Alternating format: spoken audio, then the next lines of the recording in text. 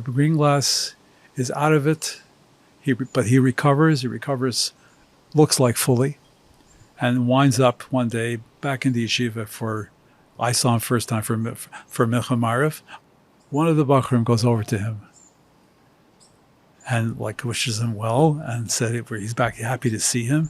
And he said, "Are you really better?" And Rebbe Greenglass thinks about it, doesn't answer right away. And he says, "Yeah, ich denke, ich bin besser." So he asks him, what makes you think that? He says, "Weil the Yetzer Hara ist zurück." Welcome to Homesick for Lubavitch, a podcast where we explore Lubavitch identity in the year 2025. My name is Benzi Aftzin, and I will be your host. Let's begin. Alrighty, we are here with Rabbi Joseph Polak, Av Beis Din of Boston. Thank you very much for making the time, and thank you very much those who suggested me reaching out, and thank you Moshe Liberov for making the shidduch. Thank you very much. And for all those who enjoy the podcast, please like and subscribe on the different platforms. It helps us very much. And if you really like what we're doing, please support the podcast at hflpodcast.com/donate. Anyways, Rabbi Polak, pleasure meeting you. Shalom Aleichem. We spoke on the phone, and I had the pleasure of watching some of your interviews done in the past. And on the phone, you told me quite a story already, and we're going to try to recap it for those who haven't heard it yet.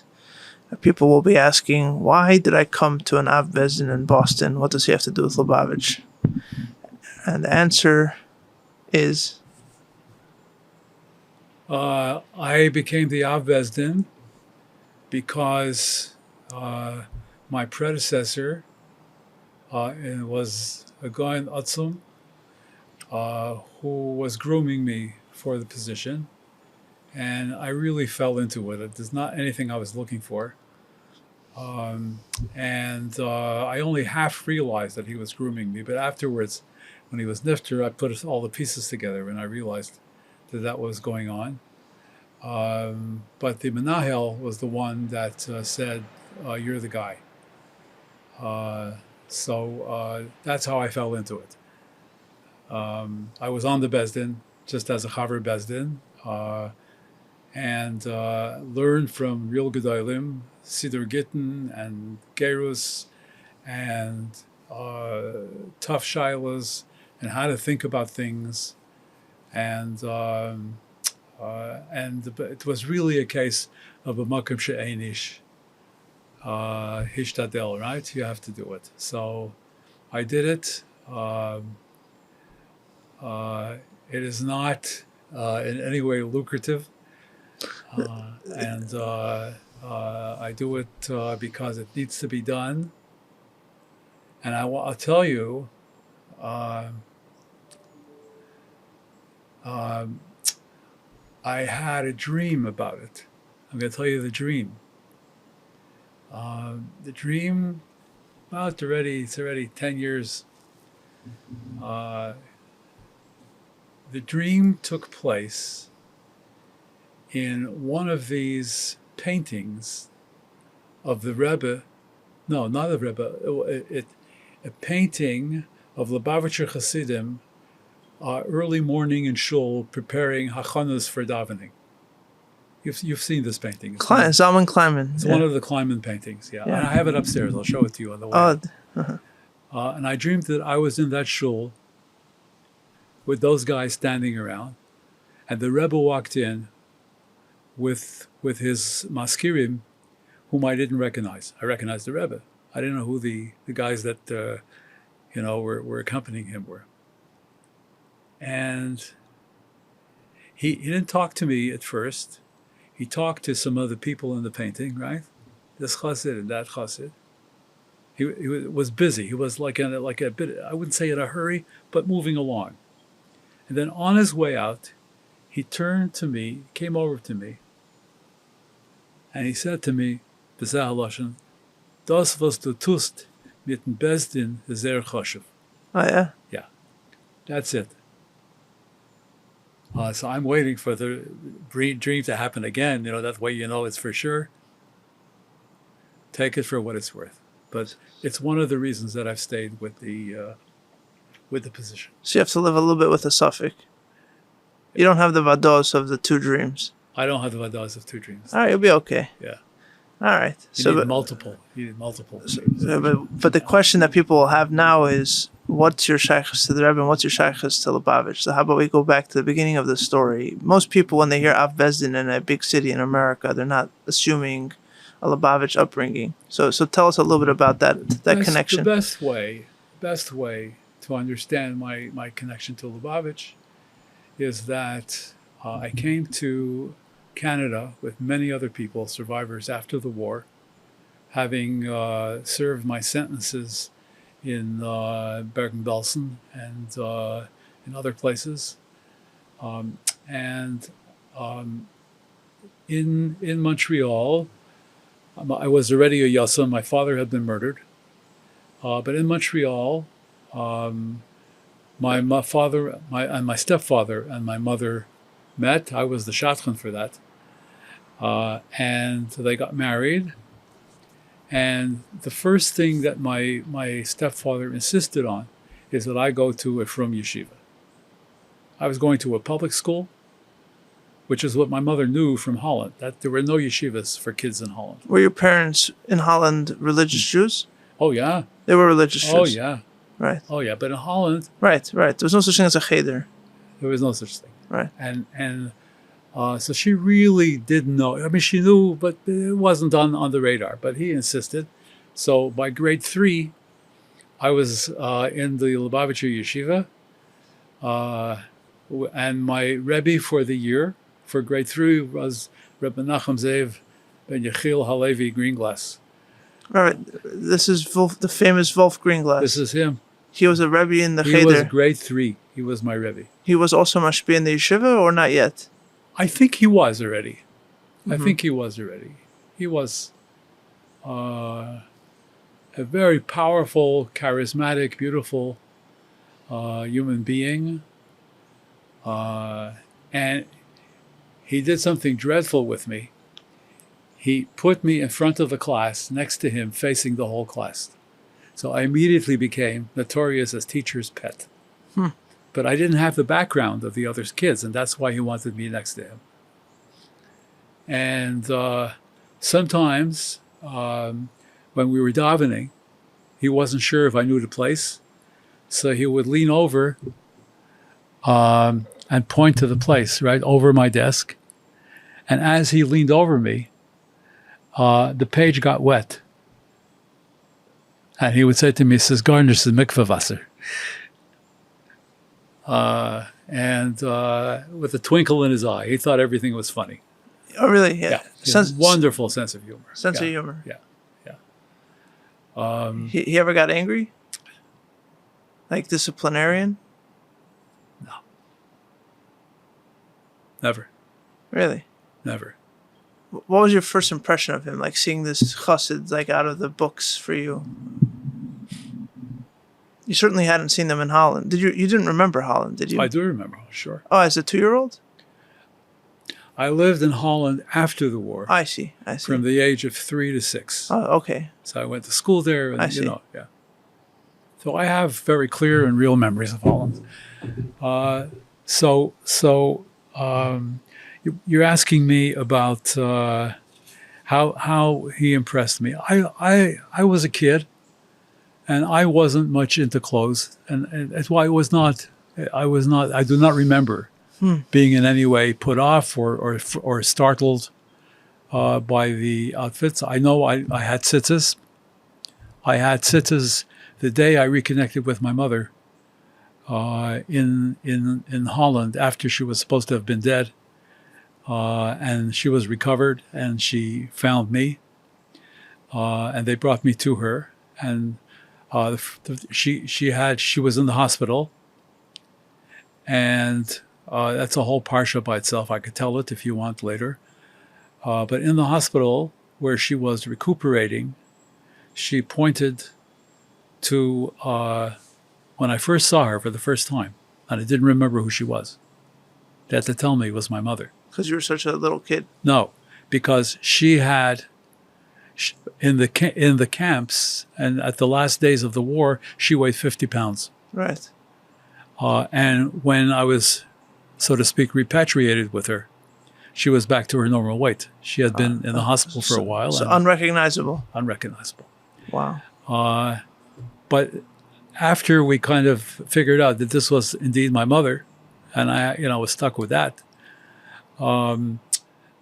she said, open the drawer. There's a night table. And opened the drawer. I opened the drawer. And in the drawer, there was a big pile, looked like a mountain to me, of what today you would call Hanukkah geld. Right. It wasn't money, it was chocolate, right, in a gold foil. And she says, look inside. So inside, I pulled out a beautiful red pocket sitter. And she said, there's more. And I pulled it out, and it was a pair of tzitzis. And I said, what's this? I had no idea what it was. And she says, Jews need these things. And that was my first real conversation with my mother after the war. So her father was a world-class chazan Levinsky was his name. I'm named after him, Avram Yosef. And who wound up in Canada. He was the chief chazan of The Hague, and then he wound up in Canada, in Montreal. And my mother was his accompanist. My mother was a classical pianist. And when he was nifter, when my grandfather was nifter, my mother, I think the next day after the Shiva, moved back to Holland, where she had been raised and where she had been nurtured. And then the war came. There she married my father, obviously, and she had me, and then the war came. So she could have avoided the whole thing. She could have avoided the whole thing, but she saw her identity was a Dutch Jew. Right. And she had to be back there. So you come to the yeshiva, you find yourself in this milieu that's certainly not Dutch, with all the chassidim and the whole Montreal. I found myself in a milieu where everybody counted. That a kid should fall through the cracks in the yeshiva. But there was no cultural strangeness of no. like this. You were showing me the picture earlier that it looked like Warsaw 1930s. That didn't impress you. No. It was a place that was fabulous for me. And how old were you at that point? 9? 9. And you loved it right away. Loved it.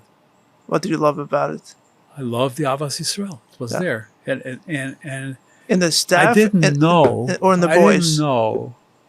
The staff, the boys were boys. Boys are boys. We fought every recess. Right. But das garnish. I mean, it was serious. It was good. And what's also quite remarkable was the excellence of Limudei Chol. All the way through high school.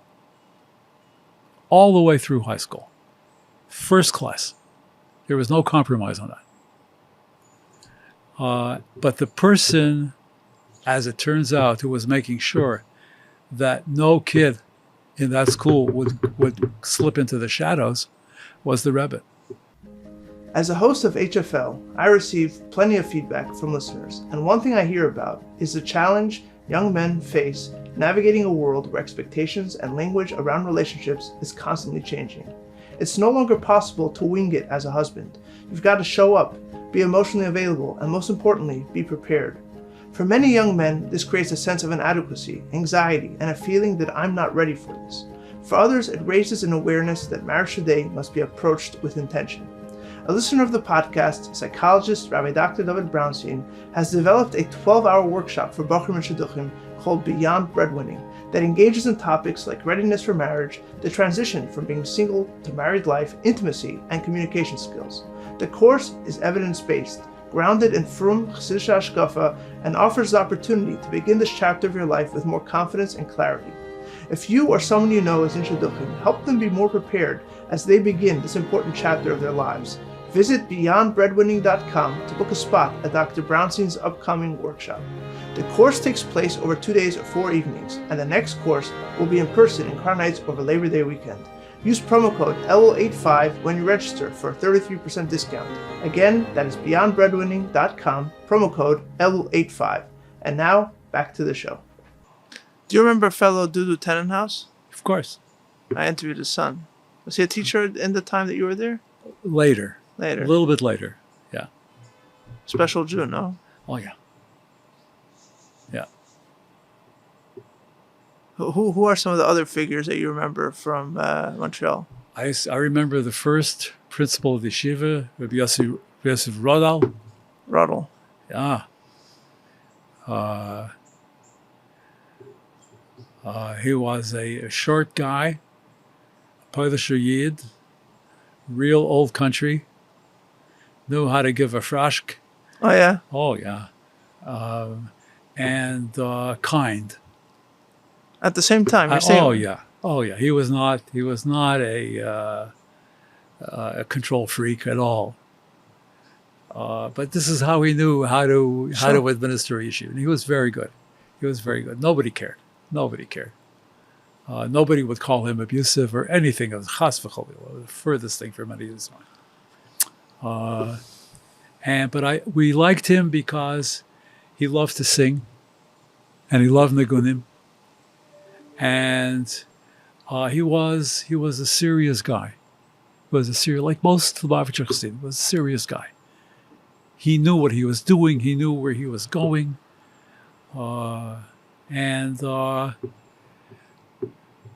I knew his wife, who lived to be 102 years old, eventually he left the yeshiva, opened a Hebrew bookstore. And I knew her from the bookstore more than anything else. But they were a strong and a good couple.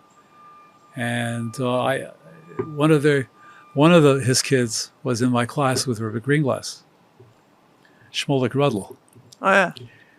Who lives in Italy, in Milano. And there are wonderful stories with Shmulik. He picked on Shmulik. Oh, yeah? Yeah. He would stop the whole class, and everybody knew that something dramatic is going to happen. Like I was in the middle of Pasuk Chumash, and he stopped. Greenlass stopped everything. Describe what he looked like first. Reb Greenlass was, I would say, about 5'10", 5'11". That's a tall man. Tall man. He had a red, very thin beard, not a heavy beard at all. He had blonde hair. He was not thin. He was not fat. He was an Adam Beinani. And he was a pikeach. And a Yirah Shamayim over the edge. You want to know what I learned from him? I will tell you that in a minute, because right. I learned one very specific thing from him. I learned, but he would stop the whole class in grade 3. One of the great scenes in grade 3, and everybody knew that something's going to happen. And he would go over to Shmulik, and he would say, Shmulik. He says, Sizemis. He says, Hast Nachten geschrien auf der Mama? Is it true that yesterday you yelled at your mother? Shmulik would turn pale as a ghost. And then, he would say, yeah. He would say, yeah. And that was the end of it. Greenglass would say something like this, whatever. And life would go on. And Shmulik would always go over to him after class. He would say, Von wann hat gewusst? How did you know? Greenglass would never answer. Then we had another case like that with Shmulik.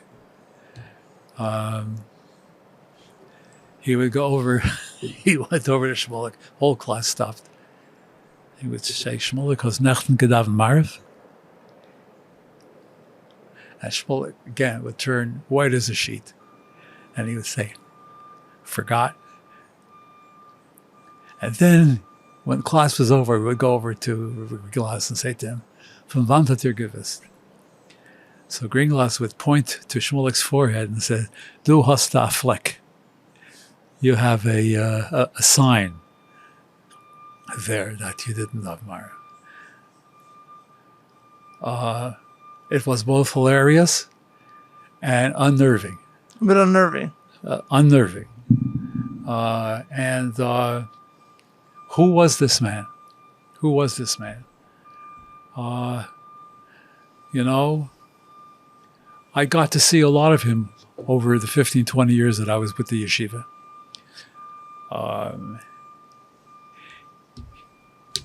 He never got more serious. He never got less serious. He was very focused. He was very disciplined. He didn't miss a mincha marav.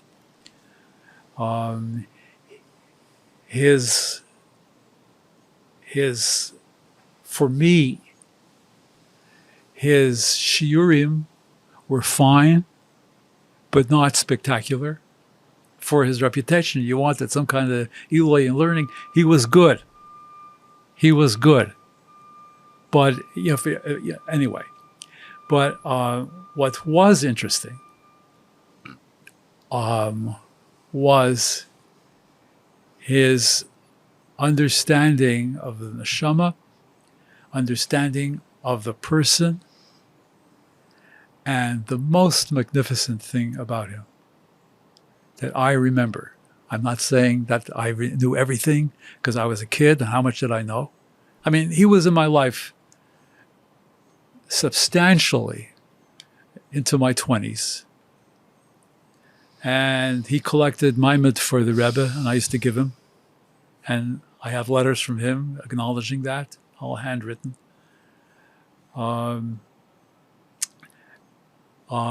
So it's not like he left my life, so that's why I'm comfortable saying that the persona didn't change much. But what of all the things that he taught me that stayed with me is a very, very profound teaching, which is with me ad hayom hazeh in serious ways, and that has to do with the treachery of the Yetzer Hara. He was a bucky in the tricks of the Yetzer Hara. He was a master.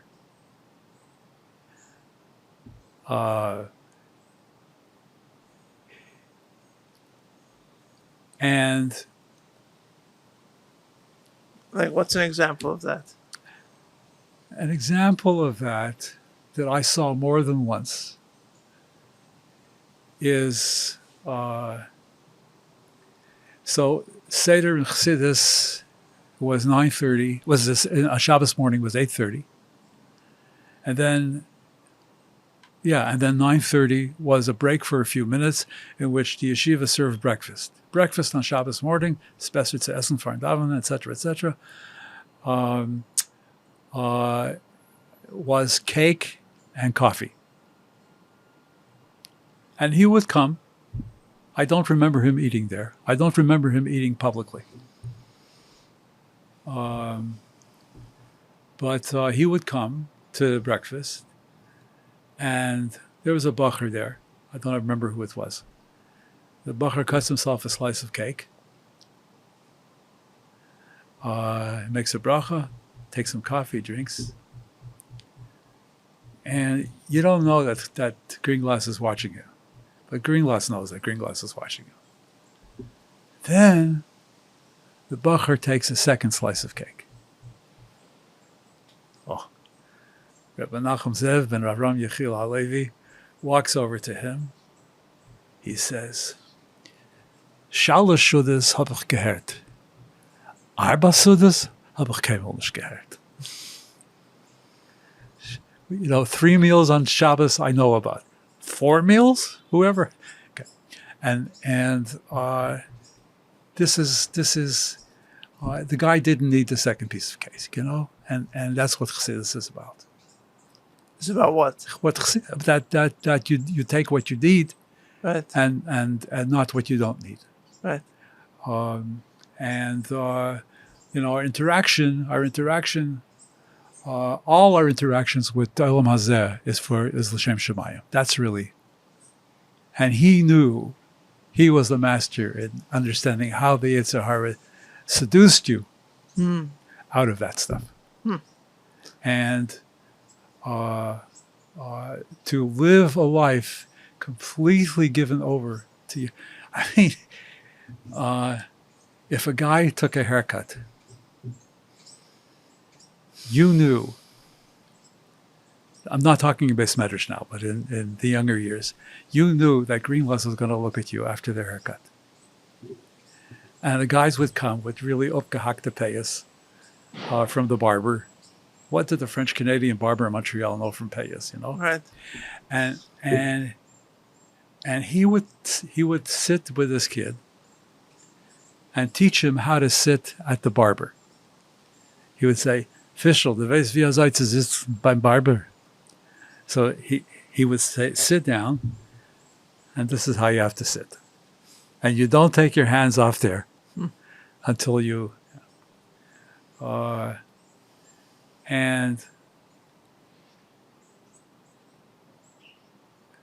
we used to have a guy coming into all the classes in the yeshiva. Very funny guy, beautiful in the Shama. His name was Nosson Felig. His kids are all Lubavitcher guys everywhere. All right. And Reb Nosson would come into the class, all the classes in the yeshiva, on certain mornings with a big plastic bag full of nickels. And he didn't ask if he could come. He barged in. And he said, whoever is wearing tzitzis, I'm giving him a nickel. There were a lot of boys in the school that weren't wearing tzitzis? A lot weiß ich nicht. But there were kids from really homes that barely knew about tzitzis. Let me put it that way. Right. And so he went around, and if you were tzitz, and when if you didn't have tzitzis, it was very embarrassing. But he wanted to know, where's your tzitzis? So there was one routine answer. They're in the wash. And it was worth $1 million to see Reb Greenglass's face when he heard that answer. And the other Rebbeim as well, for what it's worth. But Reb Greenlass, Rami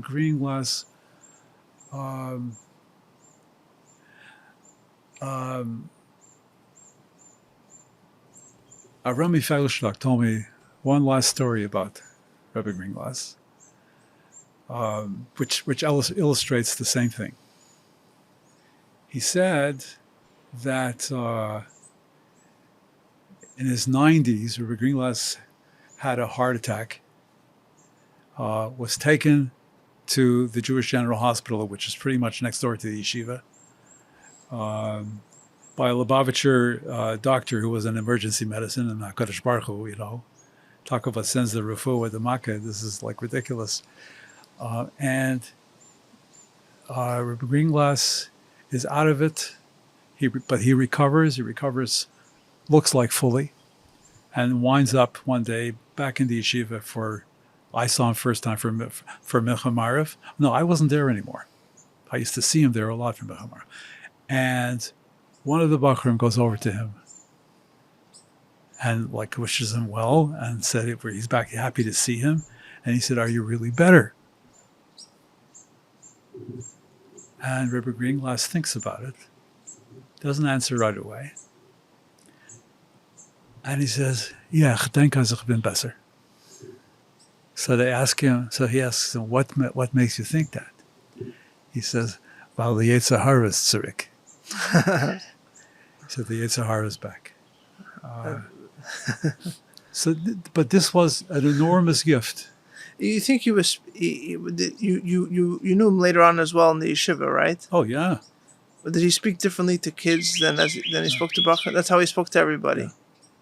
In a kind of homely language. Nothing artificial in anything that he did. Nothing was strained. Nothing was forced.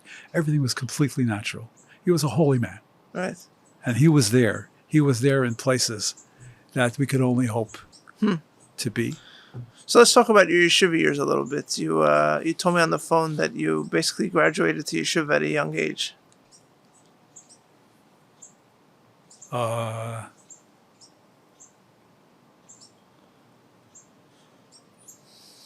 I was 23 when I got smicha. Maybe you graduated to yeshiva at a young age. Right? You went to yeshiva at a young age. Yeah, Right. at grade 3 You went from grade 3 into yeshiva. through smicha. You went into the main yeshiva at grade 3. When did you go into the Beis Medrash? I went to the Beis Medrash in high school. That's what you told me. Okay. Yeah. So you went to Beis Medrash. I went to Beis Medrash in high school. What I told you was that in retrospect, we didn't have these terms in those days, but I was pretty ADD. Right. And sage from the stage was very difficult for me. A Rebbe droning Right. wasn't doing it for me. I don't think it does it for anybody, but okay. Wasn't doing it for me. But by high school, I was already learning with Rebbe Hirschsprung. Rebbe Hirschsprung was my neighbor in Montreal and ate by us on sukkahs. He didn't have a sukkah. He lived in an apartment at that time, and he had no place to build a sukkah. So he came to cross the street to us for the sukkah. And that somehow started, even a year or two before my bar mitzvah, and my going there every Shabbos and learning with him on Shabbos afternoon. And as I grew older, the learning got more often. It could be twice a week, or it could be once in the week and once on Shabbos, but it was pretty routine and pretty strong. So that I knew. So no, it means that the excitement of Torah learning was already in me from him. And I'll say more about that. But to give it some nuance, I knew that if I sat and learned with somebody, I was engaged. And I wanted to be engaged. I wanted to be in the learning world and in the frum world. It's very important to me.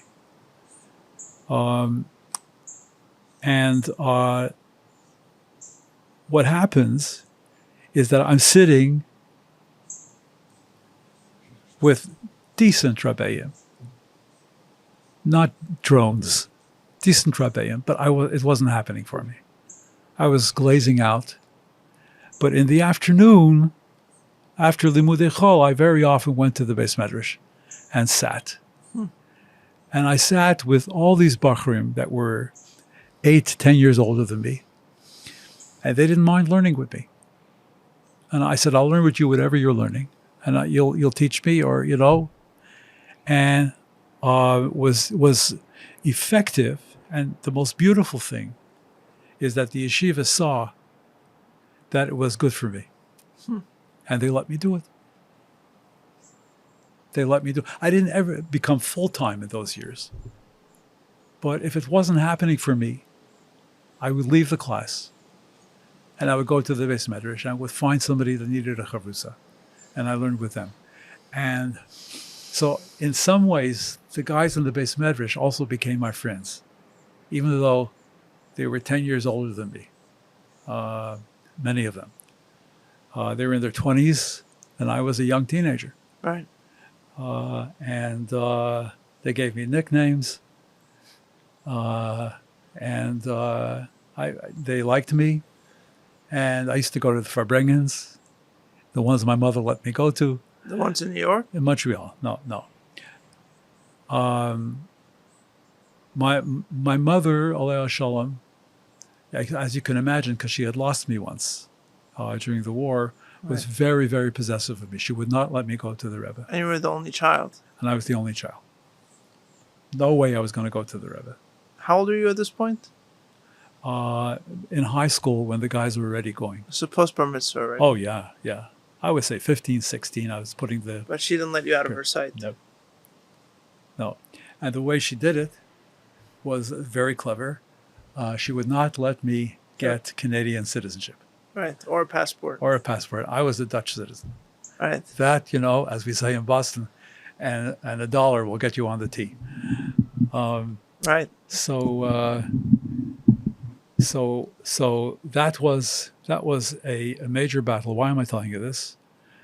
You asked me what I didn't go to the Rebbe until I was probably 20, 21. Right. And then I went fairly regularly, and by my early 20s, I already had a car. So then I would take people, and those were adventures. It was a 7-hour ride in those days. I don't know what it is today. You were the only one with a car? I was one of the few people Right. in the Beis Medrash, for sure, Right. with a car. How did you have a car? I had a car because I was very good at side jobs. I see. I had a lot of side jobs. As a bacher in the yeshiva? As a bacher, yeah. I taught a lot, did a lot of teaching. I was a high school teacher in Bells, English. Homesick for Lubavitch is brought to you by Yuvla Media, a boutique video production company servicing the Chabad and Jewish community.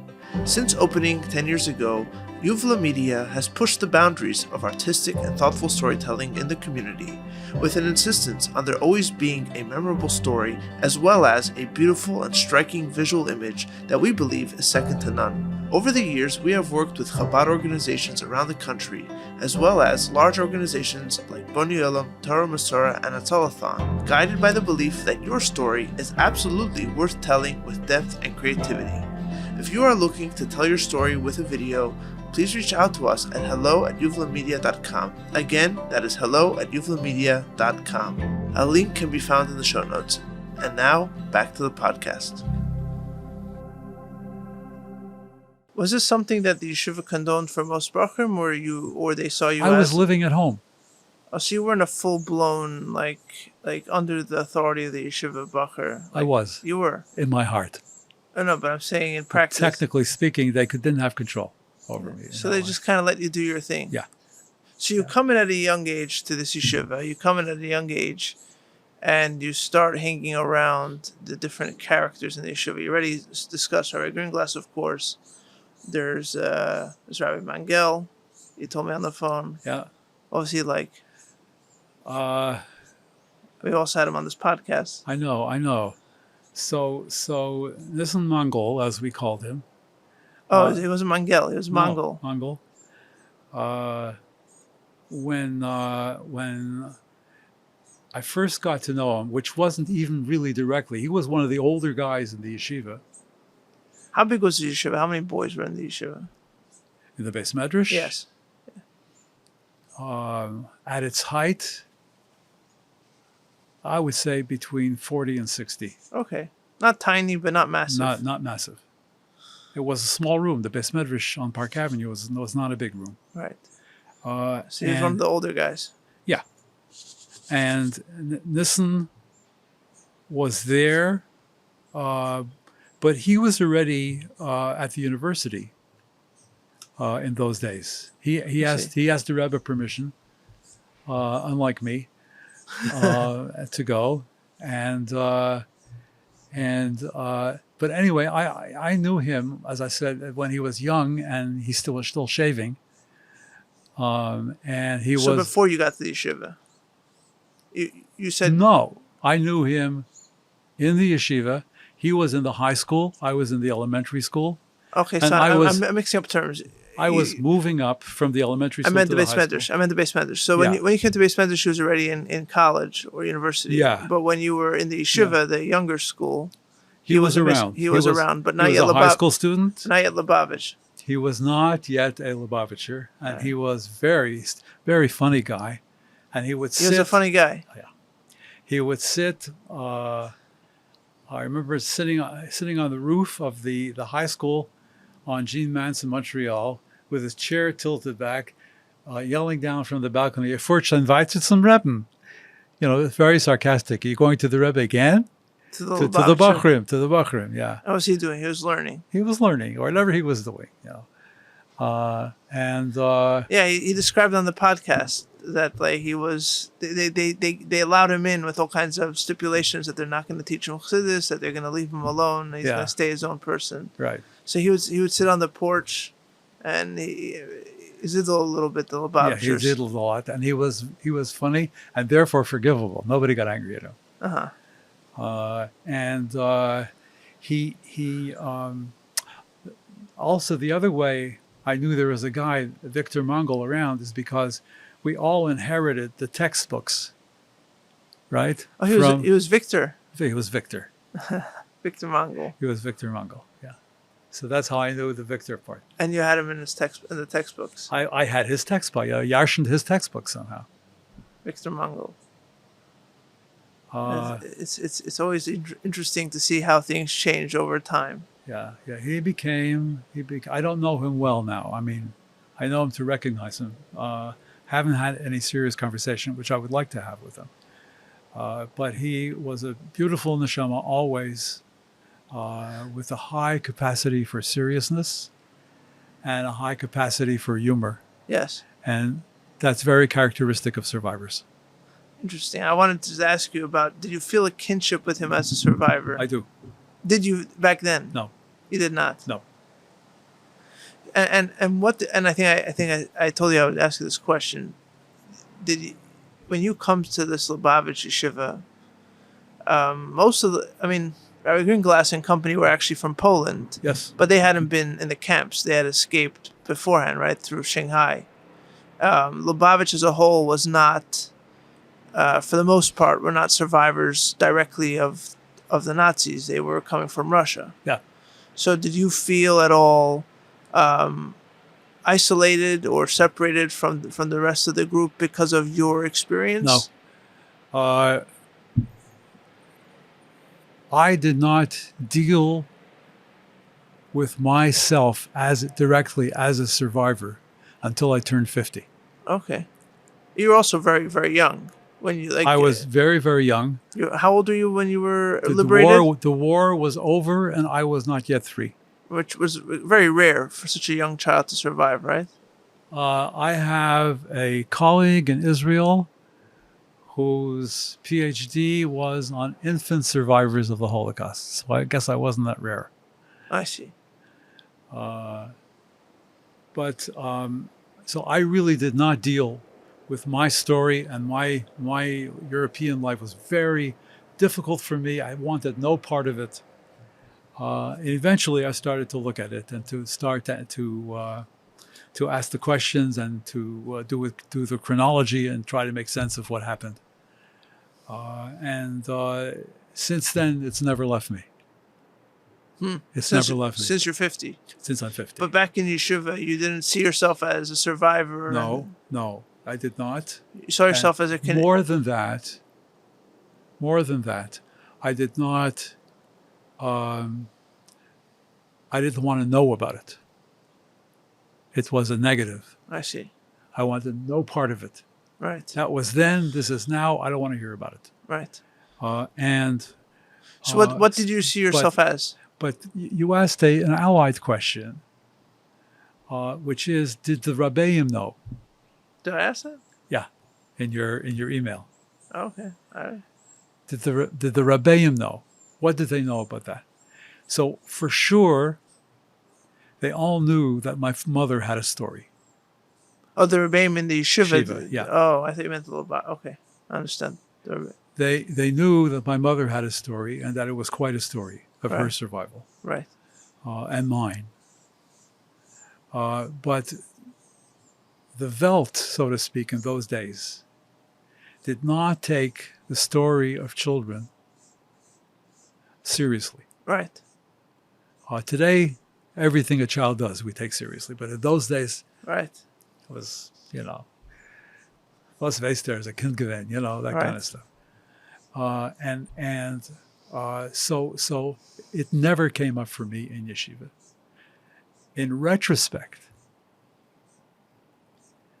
if I had 10 kids in grade 7, let's say in the yeshiva, I have a photograph of the kids of my grade 7 class in the yeshiva. I think 4 out of 10 or 5 out of 10 were survivors. In Montreal. Yeah. And we never talked about it. Lubavitcher boys? Yes. Lubavitcher, Nish Lubavitcher, mostly not Lubavitcher. Right. No, we never talked about it. Right. So I guess the theological question, or in general the cultural question around the Holocaust, was not something that you thought about or even wanted to think about at that time. What happened was that nobody was talking about the Holocaust until 1961 or 62. The world was not talking about it. Even the survivors themselves. Even among the survivors themselves would sometimes get together. So what was that? That was just basically They had no family. Survivors had no families. They were all wiped out. So they know what to talk to? They don't have uncles. They don't have cousins. They don't have. You go Shabbos afternoon to family. There's nobody to go to. So there's no one to talk to, basically. So they went to each other. No, but why weren't they talking about it outwardly? They would talk about times in the camps. They would talk about.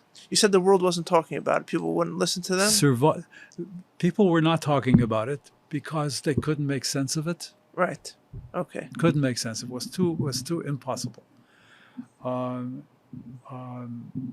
So were you're not seeing yourself as a survivor, which makes sense. In those days. I understand. Back in those days. What did you see yourself as? Were you now part of the Lubavitch community? Were you part of Montreal? You're part of the Lubavitch community. I was through high school. I was two things. I was three things. Remember the number, because I'm going to forget by the time I get to point two. The first thing I was a Lubavitcher, 1,000%. Going to the Rebbe, chitas, which I do ad hayom hazeh, very conscientiously. Long davening. You were going to the Rebbe at this point. Yeah. When you were older, and your mother basically had to let go. I needed a passport. I had other things in the States. Right. And then it was farfallen. She couldn't control me anymore. There used to be conspiracies among the Bachrim.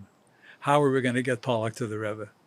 And they plotted and they planned. So Garnish geholfen. They did not outwit my mother. When you were younger. Yeah. And you really wanted to go? Or I wanted to go. You wanted to go. It's exciting. It was exciting. Yeah, better. No, but it also interesting. It wasn't exciting. It was. I saw the centrality of the Rebbe. Right, so you were a Lubavitcher in that sense as well. I was totally. And I was coming to Siddharim. I was learning Chassidus. The Chassidus that we learned in those days. Likutei Torah, Torah Ar, some of Mittler Rebbe stuff, this and that. Not what Bachrim learned today. Right. A completely different curriculum. And I was 1,000%. I mean. So that's number one. Yeah, and part related to number one. Remember that I am a counselor in the Mesiva Shabbos Day Camp. And I'm trusted as a counselor. Who's running the Mesiva Shabbos Day Camp? Lubavitch. Of course it's Lubavitch. But right. Who? Who? Okay. The top gun was Rebbe Shvei, Isaac Shvei. Okay. He was actually doing the books. And the number two guy on the side, because Mesiva Shabbos Day Camp preceded Gan Izzy in Quebec. Right. Was Beryl Muchkin.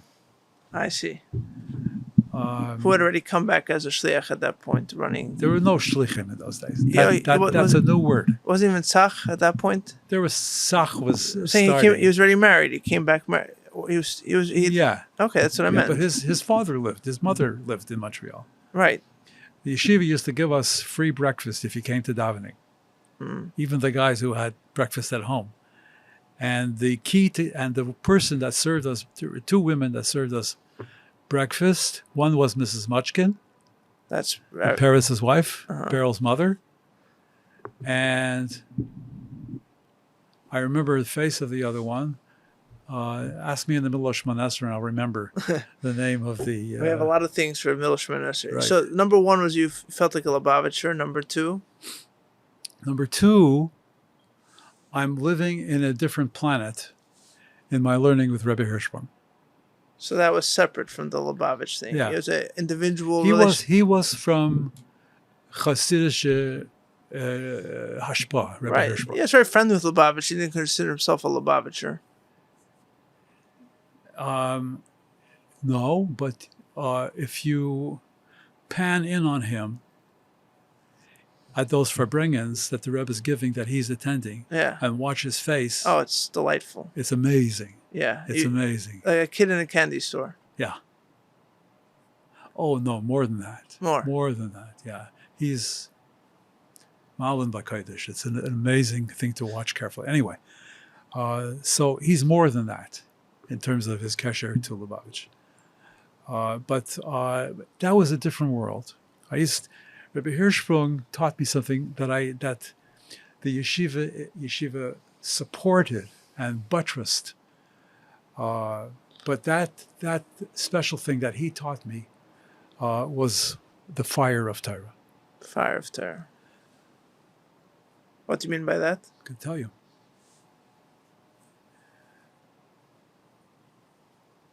So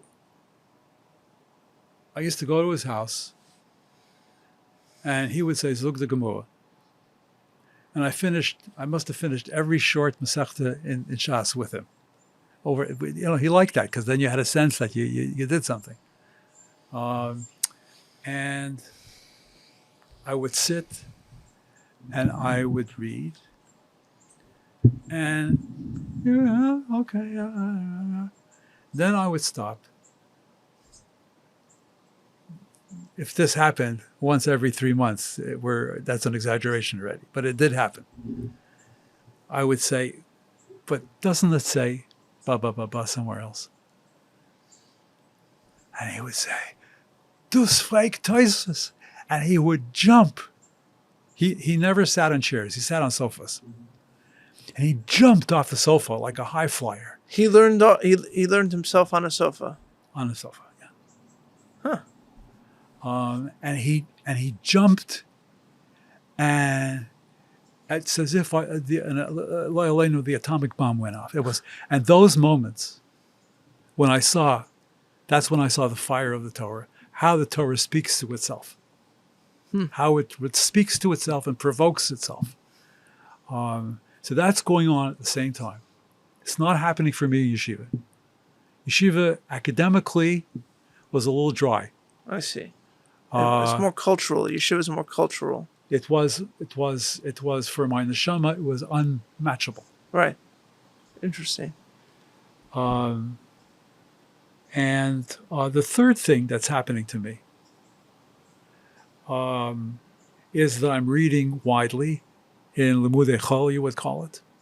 Which was condoned by the yeshiva, or just in your private time they couldn't control it?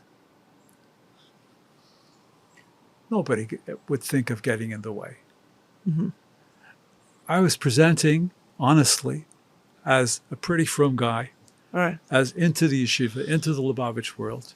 What are they going to chep it with me?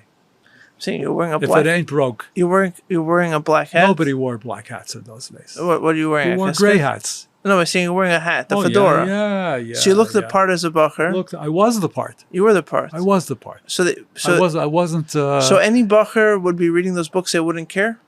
No, and I knew other Bachrim. Interesting. More Spitz Lubavitch than me that were doing that also. Interesting. They used to borrow my books.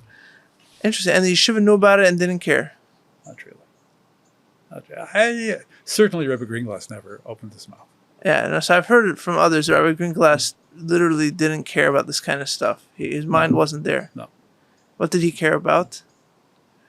Emistikait, Emistikait. Yerushalayim, Sincerity. real Yerushalayim, and don't fool yourself. Honesty.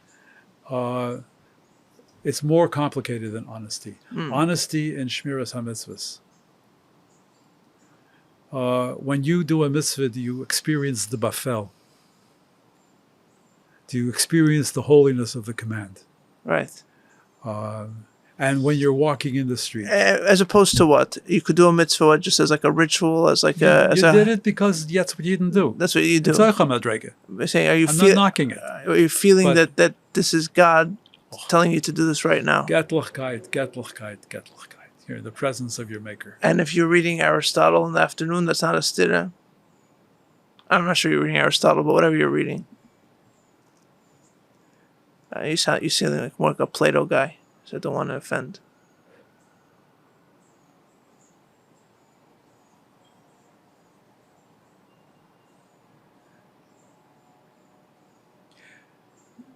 You have to understand something.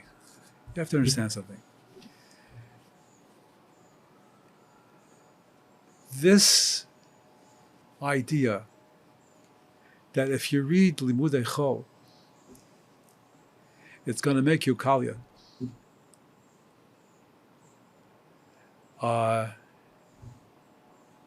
For the most part, is a nightmare that never happened. In general or in general? In general. How do I know this? Because I was a university chaplain, a frum one, for almost 50 years. And thousands of students, became frum because of me. And thousands of them were frum already when they came. Right. And took classes. Right. And were Shomer mitzvahs. And never once in 50 years did a student ever come to me and say, I just was in a philosophy class and I lost all my money. So wait, but there is a halacha, myth. but there's halacha about not learning Svarim Chitzanim. There is. It's not completely out of nothing. So one has to define Okay. Svarim Chitzanim. Okay. There is trash that I would not recommend anybody read. It's because it's a waste of time. But if it teaches you about how the world works and how to get healthy, and if it teaches you the core of Maaseh Bereshis, and if it teaches you above all how to think and how to think logically and think well, that's not Svarim Chitzanim, that's the emes. So what then is the difference between? I know there's a difference, and I'm not playing dumb, but just to put it out, just to present it for you to answer. What's the difference then between Torah Mada or let's say modern Orthodox that also believes that it's all about halacha and you have to your shamayim, but also an allowance for openness to science and modern. What's the difference between that and what was going on in Lubavitch Yeshiva in Montreal? What's a fundamental difference? In Lubavitch in Montreal, I think I had two major gifts. The major gifts are Yerushalayim. That never left me. I don't want to make myself into the biggest tzaddik. I mean, I have to watch my words carefully. But that's Yerushalayim distinct from what you would get in Yeshiva University? Let me finish. Is what I got from Lubavitch is distinct from that I would get from YU. Yeah. In YU, the hashkafa is for sure that you be a frum person and so on, but it's not neshama care. I see. It's not neshama care in the same way. I see. That the Rebbe wants to know what's going on with each bachar. And there's a written settle that goes regularly back and forth from 770. And there's a literature of this back and forth from the Rebbe without the names of the Talmidim, but it's out there. And neshama care Neshama care. That's the colossal difference. So you're Shemayim and Neshama care. Yeah. So in your mind, it sounds like Yeah. the distinction of secular studies versus not secular studies is in many ways besides the point. It's besides the point. And that's how it was being operated in Montreal at the time. Yeah. Rabbi Greenlass wasn't learning this stuff himself, was he? He just, Secular? yeah. He just didn't care if that's what, if you want to do that. He looked at you Right, and he saw where you were. right. And he either trusted you or he didn't trust you. So he had a bigger problem, from what you're telling me. Not a problem, but he made a point about the second piece of cake before davening, but didn't make a point about the fact that you're reading. He God wasn't knows. interested in the cake. He was interested in you eating something that you didn't need to eat. It wasn't me. No, but the other guy. Yeah, He was interested in the other guy learning what iskafia meant. that's right. But he didn't care to teach you about iskafia with regards to reading another book. Right. Interesting. I was really interested in Iskafia. No, but he didn't make a point to like, No, but don't read that. Yeah. It's very interesting. So what do you think changed? Well, why do you think, I don't know if you want to wade into like a cultural critique, but what do you think changed? Where did the Haredism take hold in your mind? What Haredi? You mean that This kind secular of studies? as the bogeyman, like you said, it's like Hoyev Nivra, but you ask the typical person today, and they'll tell you that this is a devil incarnate, It's a toys gomer. which in itself is a Christian toys. Christian idea I just brought in. It's a toys gomer. It's a toys gomer. It's like Hoyev Nivra. That if you're going to learn, how the planets go. And if you're going to learn advanced math, and if you're going to learn, geography and history, you're going to become a curse. That's such ridiculous. It never happened. If it happened, I never saw it. Let me put it that way. Yeah, I was just talking to someone. I was talking to Yossi Lipsk earlier this morning, and we came up in conversation the idea of which idea is the central idea, like the sun that everything else orbits around. I know in Yiddishkeit we don't necessarily believe that, but there's a core thing, and then everything orbits around that. And like I think the Fidik Rebbe says that when you have like an idea that you're like munachin, that you're focused on, everything else that you absorb, everything else that you learn comes back to that central idea, right? You don't get shifted by things that you see elsewhere. And so the question, like what you're describing to me is, if a bacher has a center of gravity that is, like you said, your Shemayim and Neshama care, the way you put it, like the sense of a Bafel. There's a God in my life. There's a Rebbe in my life. There's Chassidus in my life. If that's my center of gravity, then the fact that I have, for whatever reason, curiosity to read other books, you don't have to read those books. No one's going to encourage you to read them. But if you're into that, that's not the issue, because it's your center of gravity is the same, is what you're telling me. Whereas if someone doesn't read those books but never establishes a center of gravity in your Shemayim and just is a frum because he doesn't, and the frumkeit is defined by what he doesn't read, then he's like a twig in the wind, like, right? Mm-hmm. It sounds like that's what you're telling me. Something like that, yeah. It's very interesting. I mean, I agree with that. So I'm biased to it, obviously, I'll be honest, but it's interesting that, and you're not the first one to tell me that there were some people in Montreal who were, Chassidim from the Alta Haim, let's say, and very, very respected people who seemed to care that way as well. They were more interested in the core of who you were as a person. That was the Yeshiva. I mean, you would think that's what it is. That's what the Yeshiva is. Yeah. Huh. I don't want to schlep you into the whole cultural morass of this stuff, but like the radical proposition that lies in that, especially today where things have gone, that like it would just, like, I don't know if there's a more destructive or subversive idea to the norms that we have today, where everything is about like not, I wouldn't say uniformity, but like the rules prescribing ideas and thought, And it's like complete, in a way, what you're describing is like completely missing the point. The point is, do you trust the individual that that his center of gravity is solid, that there's a God in his life? It sounds so simple, but it's very interesting. To understand what it means to be a mitzvah. Right? Yeah. That you and I stood at Har Sinai and we committed. Right.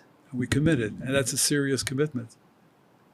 And that is a commitment that somehow we know happened and we feel it in our bones. And it's alive for us. That Right. commitment is alive for us. It's not something somebody told us. Right. If you're looking for an event that is memorable, meaningful, and affordable, let me recommend This World is a Garden, a film and live concert production created by us here at Yuvla Media, inspired by Bosi Lgani, the first mimer, the Rebbe said. If you're a regular here at HFL, you know that Bosi Lgani is something that we think about and talk about a lot. And in this production, we use the power of cinematic filmmaking and a live concert by a string quartet to bring the beauty of Bosi Lgani to your community and your audience in a way that they've never seen, heard, or experienced it before. The production has already been hosted by Chabad houses around the country and has drawn wonderful reviews. Our package comes with everything that you need to put in the production: the film's original arrangements for string quartet, publicity materials, everything besides the string quartet, which we recommend that you hire locally to save on travel costs. To find out more about this production, please visit thisworldisagarden.com. Again, thisworldisagarden.com. And now, back to the show. No, but you're a yid that's been around many other Christ, and you're not like some like narrow Lubavitcher, No, I'm not. right? And you're telling me that this idea is something that you feel you got from Lubavitch. It's not just this.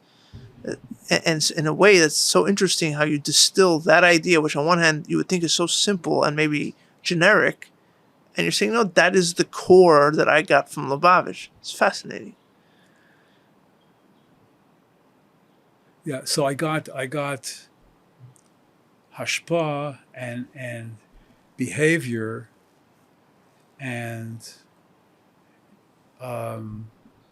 honesty about the self from the world of Lubavitch.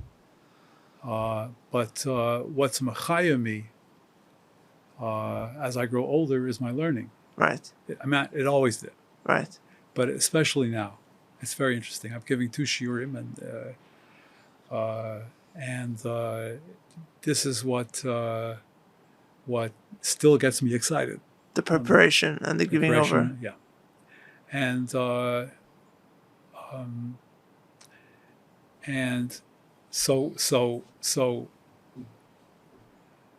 I'm able to teach what I'm able to teach because I don't want to set myself up as a tzaddik here, but I understand Yerushalayim. I understand it, or I think I do, and so I have that from Lubavitch, and I've tried to be responsible about what I teach, and then the love of learning itself. The fire in learning, the excitement in learning I have from Rabbi Hirschberg.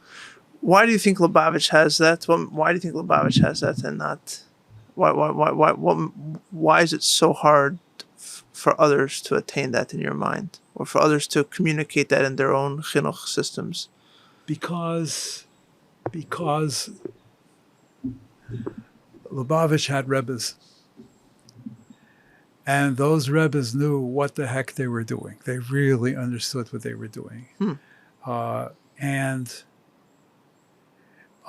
for our time,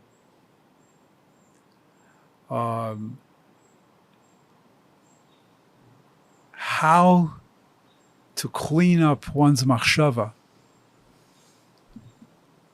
and how to live socially so that those values were reinforced. That's the Frierdiker Rebbe. Frierdiker Rebbe was in Lanias Dati, I haven't heard anybody talking about him this way, but this is my take on him, that Friedrich Rebbe was a journalist. He wasn't Stam a writer. He had a fabulously fertile mind, and he saw stuff. Right. And he also understood.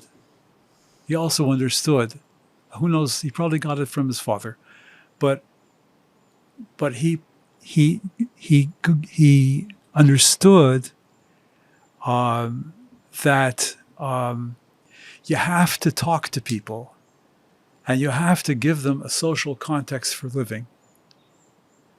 And for American Jewry, especially, that's what they needed to hear. And they had to be told that they were wrong when they were wrong in very kind ways.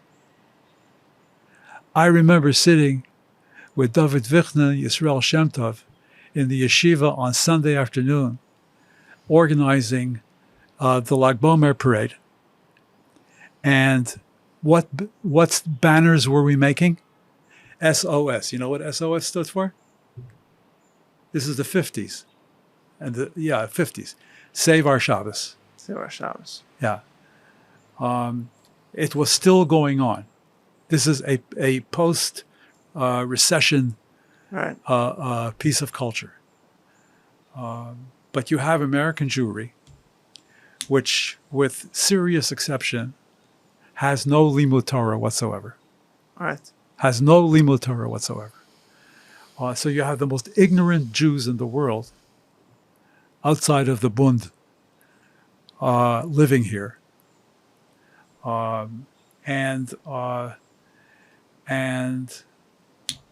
the Rebbe came here, Friedrich Rebbe, and they said to the Rebbe, well, people have to work here on Shabbos. It was right after the Depression. Right.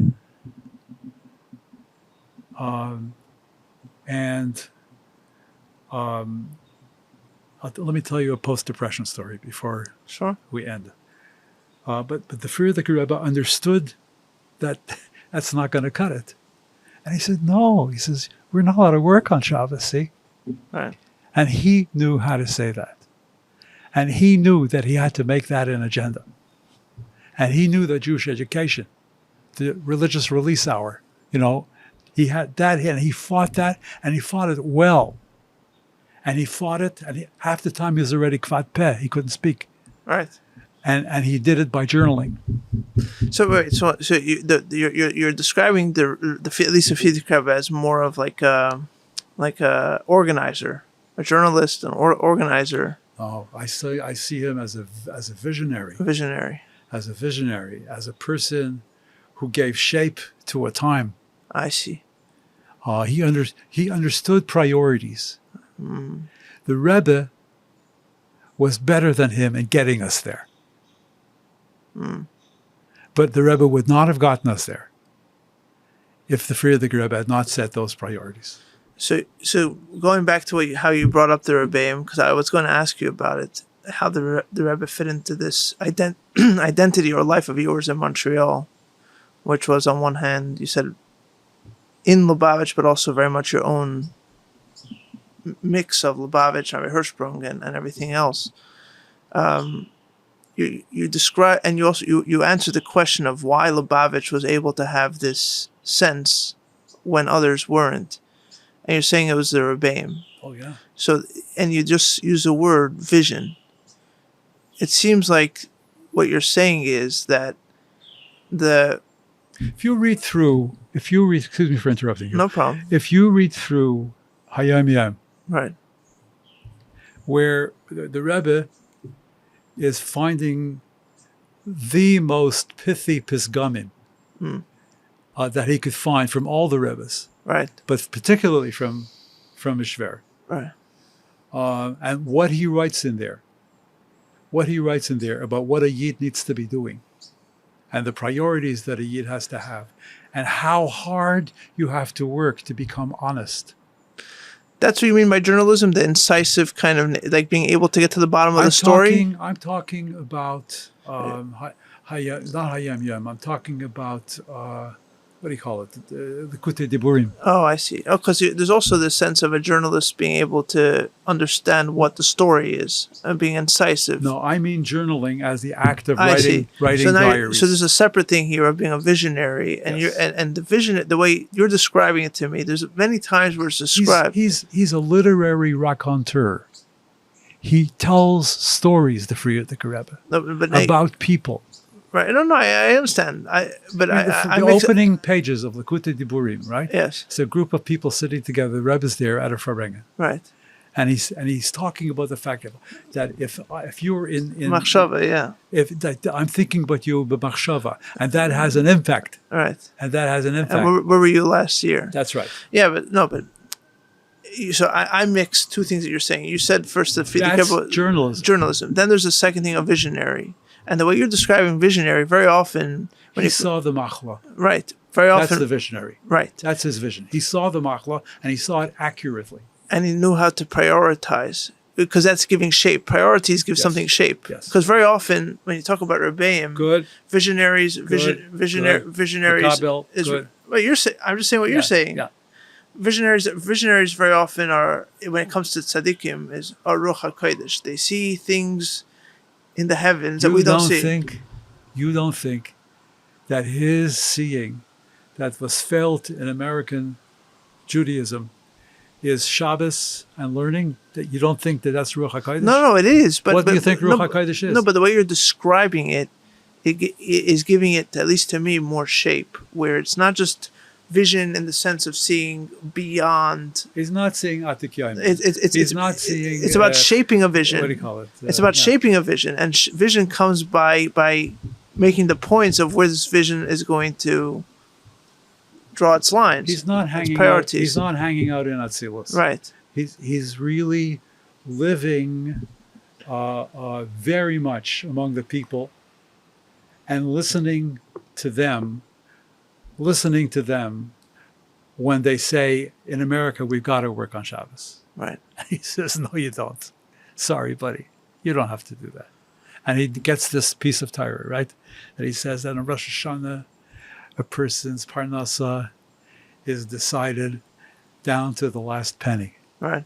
And you can work Shabbos and you can work Tuesday, and it won't make any difference whatsoever. Whatever is decided in Shema. Yeah. This is the Rebbe's, the Frierdiker Rebbe's. Yeah.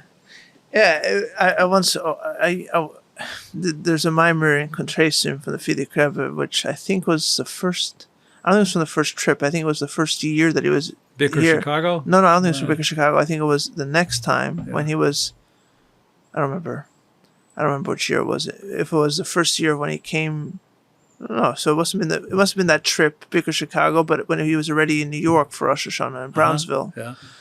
And it's very interesting. The whole mashal of the mimer, it's the Rosh Hashanah mimer. The whole mashal is from an American courtroom. Huh? With a prosecutor and a defender and a defendant, a lawyer, and like the jury and the judge, and how it's all about narrative, how it's all about, like, when it comes to the final verdict, it's all about taking all the facts and spinning one way or another. And to me, it was just like, you could see that the Frierdiker Rebbe is not in Russia or Europe anymore. He's in America. He's talking to an American audience, and he's using their frame of reference. Right. In Russia, he spoke all the time, also in America later on, but he spoke all the time about the Melech and the Sarim, like the king's court. But here he's talking about a legal court. It's very interesting. And the thing that I'm picking up from what you're saying is that there's a mix of the vision, the high level vision, but you're articulating it in down to earth as well. The vision that charts a course for everybody, gives everybody not only the vision that he had, but the vision that he gave for everyone to follow. How did the Rebbe strike you when you first met him? Because we're still talking in the Rebbe as an idea here, or as a, like what he did, but you're this bacher in Montreal who finally gets a passport, and you come, you arrange for your Chassidus. What exactly was the setup? I had one major Yechidus with the Rebbe, and smaller things also. The major Yechidus with the Rebbe, I spent about 45 minutes. They were starting to buzz on the phone already. Polak, get out of there. This is as a bacher? I was already in Hillel at that time. So you didn't go as a bacher for Yechidus? My first Yechidus was already when I was, out there. Yeah. But I went to Farbrengens. You would go to Farbrengens? I went to Farbrengens. But you didn't insist on going to Yechidus? You weren't interested? I was scared. You were scared? Yeah. Were you writing to the Rebbe? Yeah. And sometimes the Rebbe would write me back a long letter, and he would send it to the yeshiva, and it was immediately intercepted. Really? Yeah, and Greenglass said, you have a letter from the Rebbe. Let me go over it with you. And he would? Yeah. And you appreciated that? Oh, yeah. Huh. So you didn't want to go into Yechidus as a bacher? I was scared. Scared of what? Yeah, of the Rebbe. Wait, what do you mean? Everyone else was going in. What were you scared? You were scared that he was gonna... I was scared. That he was gonna trap you? You're scared that he's gonna see through you? What were you scared of? I think I was scared to be with such a great person. Uh-huh. You wanted a little bit of distance. I always want distance, yeah. Yeah. And our Greenglass didn't mind. Nobody pushed me. Nobody pushed you. Nobody pushed me. So you You're very smart. Very smart. Very sounds like it. Oh, yeah. So your first Don't underestimate. And each bacher the Rebbe was into. You're saying they were communicating with the Rebbe about each bacher? Yes. If you look at the new Sefer on Greenglass, there's a lot of back and forth on that. You'll see it. Fascinating. But so you finally went to Yechidus after you already... Yeah. And anything special happened over there? A lot of very good things. What happened was that the Rebbe would send me people. There was send me kids. If you're going to go to college, go to Polak. This is before the Chabad house. Before the Chabad house, yeah. Why did you choose? After also. Why did you choose not to go the typical route of shlichus and merkez? Because I was educated. And I was secularly. You're saying you were qualified to have this job? More than that. Yes, that's one way to put it. But I mean more than you're implying by it. What I mean is that I'm not sure that somebody who hasn't gone to a university understands the institution. But why couldn't you take your understanding and open up a Chabad house? Well, I did it differently. I basically did open a Chabad house, except I didn't call it that. Right, okay. And they gave you the job because of your credentials. My credentials and who I was. And I had a very tough interview in which they asked me a lot of questions about Martin Buber and Franz Rosenzweig. And there was a team of guys that were at the interview, and they kicking me on the table, shut up already, you said enough. Like, what did I know about Martin Buber and Franz Rosenzweig? But what drew you to this avoda? Was it the inspiration of Hafat Samayanis? Was it before all that? It was before all that. We're talking. Well, the Rebbe was speaking about this in the 50s already. I started my job in 1967. Okay. There were shluchim by then? No. My grandfather was a shlich in Philadelphia by then. He was in Philadelphia doing Lubavitcher work. The phrase shluchim didn't exist. I see. College campuses. Yeah. Wasn't a thing. Not really.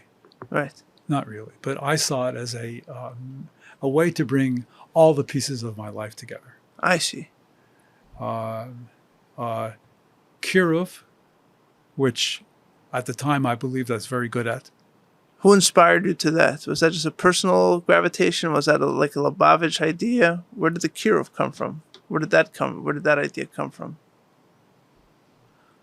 Kiryuv was what Yidden were supposed to be doing. That's how I was raised in Lubavitch. In Lubavitch? Yeah. So it was a Lubavitch idea? Totally. Totally. if two people come together in the world, it's because HaKadosh Baruch Hu sends them to each other, and one needs the other. Right. I believe that deeply. The things that I believed very deeply, that really influenced my work, are straight out of the Tanya. The biggest one is that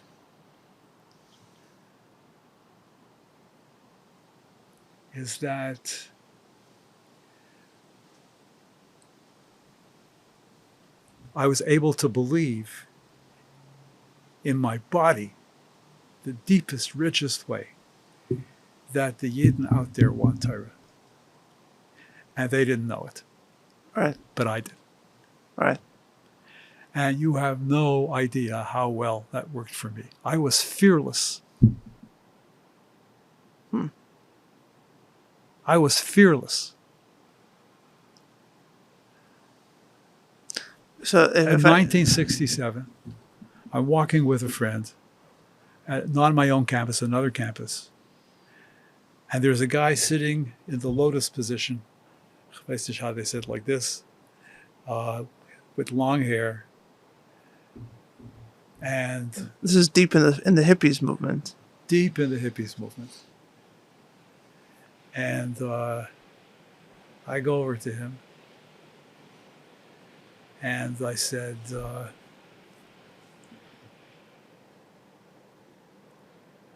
hi, my name is, how about if you join me for a little Shabbos get-together tonight at 9:30? Fabulous, man, I'm coming. I thought he was a Yid. Did I know this guy? No. But I felt something. I looked at him. I said, I'm going to risk it. And that's koyach, to know that what I had, I knew that he wanted, even if he didn't know it.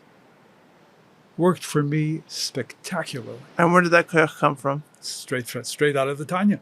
Out of Tanya. It's straight out of the Tanya. Where in Tanya? I would have to look it up. You're saying the ideas of the Tanya, Nefesh Elikis and all these things. Yeah, but the Nefesh Elikis, Av Misteres. Yes. Okay, so the general ideas. Straight out of the Tanya. Nowhere else. Book learning. Yeah, you said in that interview that the book learning is a way that you make sense with your reconciliation of faith as you got older and you thought of the Holocaust. I never had a crisis of Not faith. a crisis of faith. Never. But you still spoke of it as a kind of healing when you learn. Listen, I had bad stuff happening to me. Right. In Bergen-Belsen, in the last 2 weeks, there was no food. It wasn't even food for the Nazis. Right. There was no food. Yeah, they were completely cut off. And there was no water. Right. And the toilets were overflowing. Yeah. And typhus was everywhere. Right. Okay? You can't, I don't even want to talk about it. It's so awful. And that's all inside me. That's all inside me.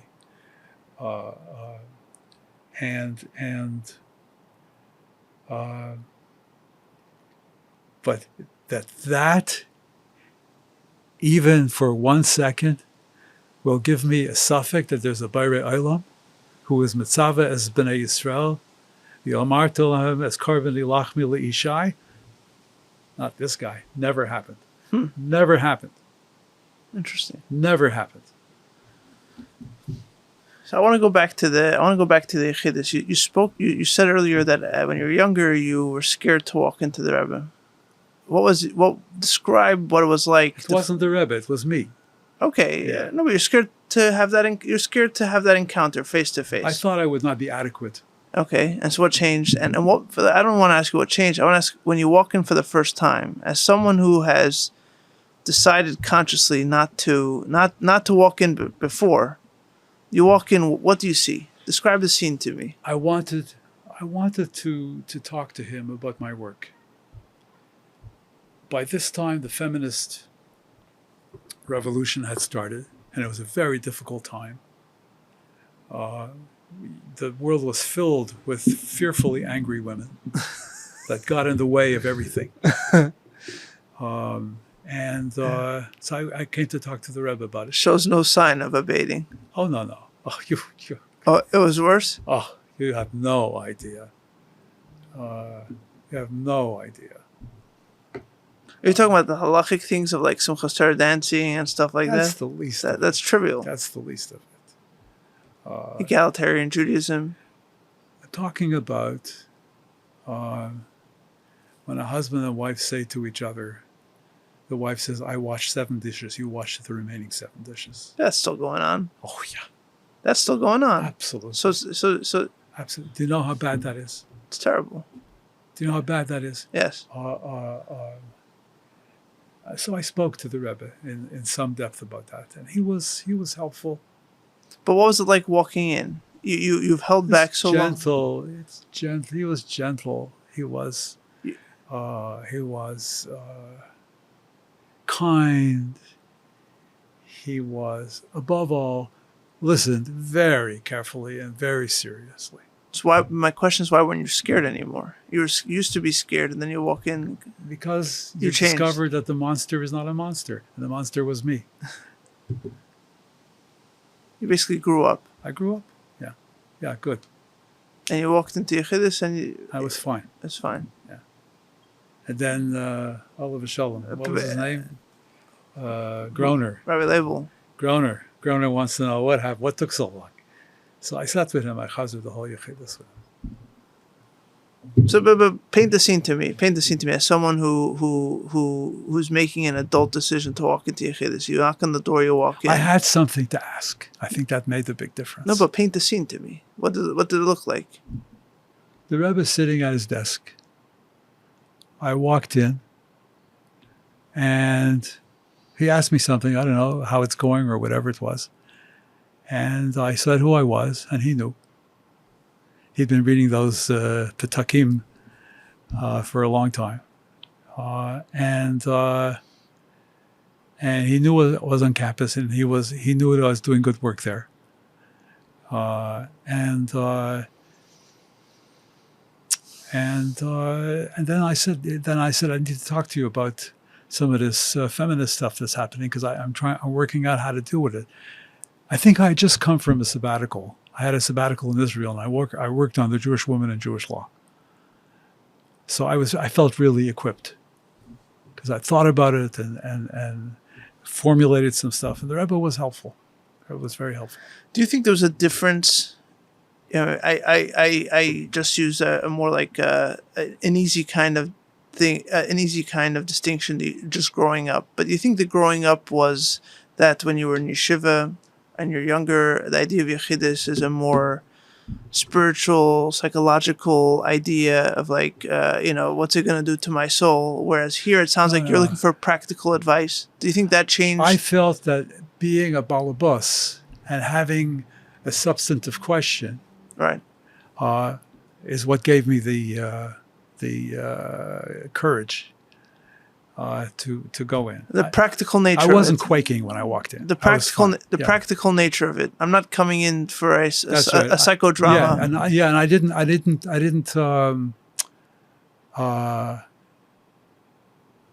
I needed the Rebbe for my work, and so on. That's how I went in. Do you think you missed out on anything with this more pragmatic approach to the Rebbe versus a psycho-spiritual approach?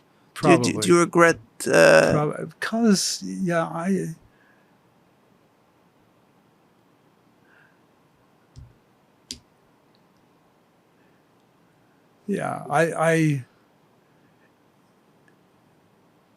see. But by that time, I was already here. I was already in Boston. And I was no longer learning with Rabbi Hirschsprung. I was learning with the Rav. Oh, Rabbi Soloveitchik. Yeah. I was very lucky. I cashed in on Gedolim at every point in my life. And I sat at the Rav's shiur. It opened up a whole different world of Torah for me. And there are other people like that also that did that for me. So I'm very, very fortunate. Kadosh Baruch Hu always gave me the right addresses. And so how did that affect you going into Yechidus, Rabbi Soloveitchik? It didn't affect me going into Yechidus, but it did affect me when I went to see Rabbi Hirschfeld. I see. And Rabbi Hirschfeld would say, "The guys to Herren Rabbi Yosheber." They got along or they didn't get along? I think so. I don't think they had much to do with each other, is my sense. I don't know for sure. What did Rabbi Soloveitchik think about your whole Lubavitch? I wasn't intimate with him. I went to his shiurim. That's it. He knew who I was. If I needed something, I called him. I see. But we weren't buddies. I see. But I went through most of Maseches Nida with him, and other learning and his method, his style, his teichen, the brisker stuff. I got off on that. I loved it. Okay, so as we wrap it up and we look back at the story that you've painted for us, there seems to be a theme of a very pragmatic kind of, I don't know if the word's pragmatic, a very grounded kind of chassidus that focuses on priorities as opposed to like priorities as opposed to what would be the word? Even as opposed to identity, like what do you do? What do you care about as opposed to how you present yourself, right? Mm-hmm. Values over rules. Content Over rules. Content, not over rules, but content over style. Right. And even a practical approach to your relationship with the Rebbe, is that something that you feel was right for you? Do you feel like you missed out on the whole Lubavitch psychodrama of going to the Rebbe for Simchas Torah? I would have been a different person if I had been raised in a Lubavitcher family. Okay. I would have been going to the Rebbe since I was wearing short pants. Right. And it would have been a different world. But that's not what HaKadosh Baruch Hu chose for me, right? Right. I mean, I didn't make those decisions. I see. That's not what HaKadosh Baruch Hu. HaKadosh Baruch Hu chose for me where I'd be going and who I'd be with and who would influence me and who I would influence. And by the time I was at the last 10 years of my career, let's say, on campus, you have to understand that Shabbos was so powerful that roommates who were not frum and sometimes not Jewish, who were brought to Hillel at BU for Shabbos, would become frum there and then, from just being there.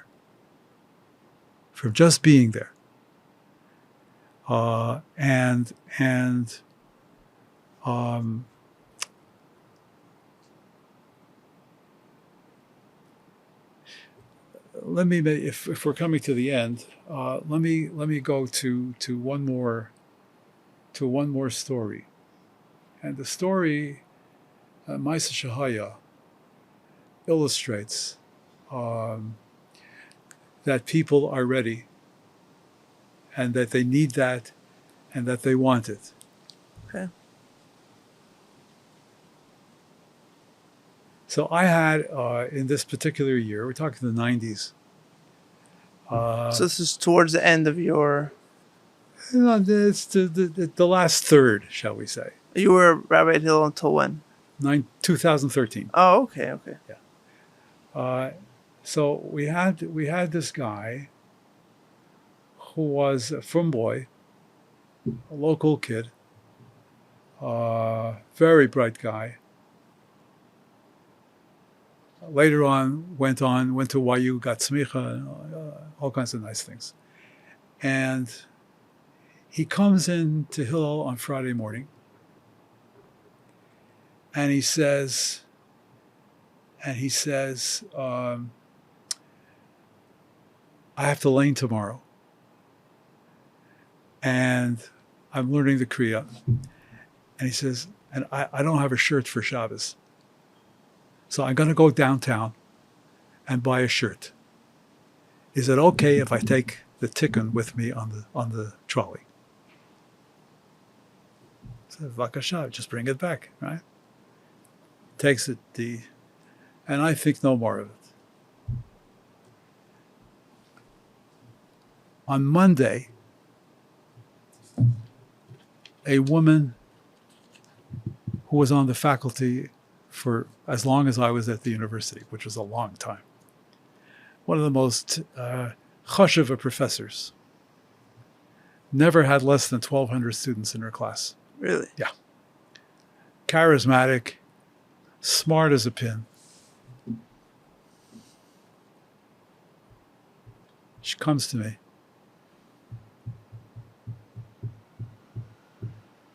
And she never came to anything Jewish. And she would not give, when the faculty would make a United Jewish Appeal campaign among the faculty, she wouldn't give a nickel, but she gave to the Goyish campaigns. Sure. And she came to me that Monday, the following Monday, and she says, this is going to sound very funny, but I think I'm ready. I said, you ready for what? She said, I think I'm ready to learn about my heritage.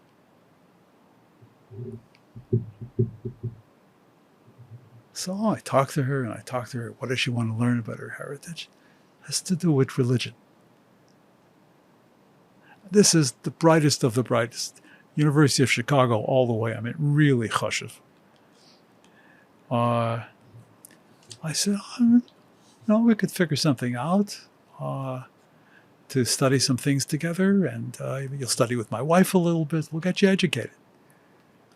Very excited, very happy. And as she's walking out, I asked the question that it took me 50 years to learn to ask, which is, what made this question happen now? You've known me a long time. We knew each other from the university. I said, what made this happen now? And she said, my husband died about a year ago. And I realized I'm missing something. So I didn't push it further than that. And then as she's walking out the door, she said, I was on the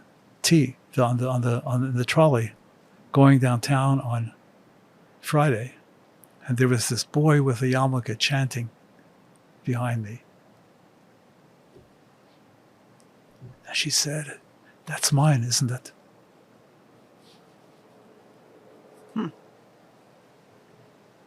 This is Siyata D'Shmaya. It's the biggest Siyata D'Shmaya, but that's how my whole career worked. They want it. They have to be ready, and you can't wait forever, but they have to be ready. But when they're ready, they come. Because the neshama wants it. That's what the Alter Rebbe is saying. What a story. What a story. What a conversation. Thank you very much. The music for this podcast comes from the album Repentance Doors by Oren Tzor Nadav Vachar and is used with their permission.